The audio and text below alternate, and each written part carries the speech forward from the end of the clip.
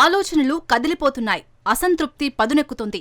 ఉద్యమానికి వేదిక సిద్ధమవుతోంది. కానీ నిశ్శబ్దం ఒక తాత్కాలిక బ్రేక్ వేసింది.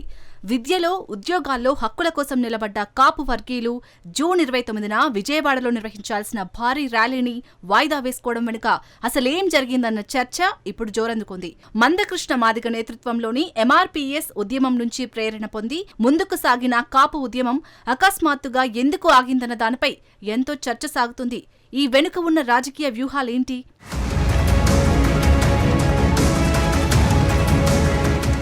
మందకృష్ణ మాదిగ నేతృత్వంలోని మాదిగ రిజర్వేషన్ పోరాట సమితి MRPS నుండి తాము ప్రేరణ పొందాలని కాపు వర్గీయులు నిర్ణయించారు.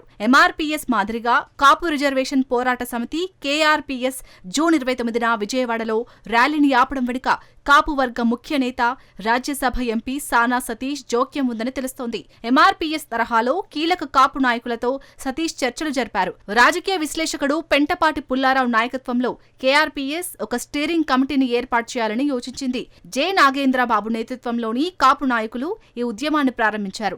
అయితే కీలక సమయంలో ప్రభుత్వంపై కాపు వర్గీయుల ఒత్తిడి సబబు కాదని టీడీపీ హైకమాండ్ భావించింది. దీంతో రంగంలోకి సానా సతీష్ ను పంపించింది. కాకినాడలో కాపు నాయకుడు గంధం పల్లం రాజు సమన్వయంతో జరిగిన సమావేశంలో దాదాపు 200 మంది కాపు నాయకులతో సానా సతీష్ సమావేశమయ్యారు. ప్రభుత్వంతో చర్చల ద్వారా కాపు సమస్యలను పరిష్కరించుకోవాల్సిన అవసరాన్ని సతీష్ నొక్కి చెప్పారు. కూటమి కాపు సమస్యలపై సానుకూలంగా ఉందన్న అభిప్రాయాన్ని సానా సతీష్ వ్యక్తం చేశారు. ర్యాలీని వాయిదా వేయాల్సిందిగా కాపు నేతలకు సానా విజ్ఞప్తి చేశారు. కాపు సమాజ డిమాండ్లను సమర్పించడానికి జూలైలో ముఖ్యమంత్రి ఎన్ చంద్రబాబు నాయుడు, మంత్రి లోకేష్ తో సమావేశం ఏర్పాటు చేస్తారని సతీష్ వారికి హామీ ఇచ్చారు.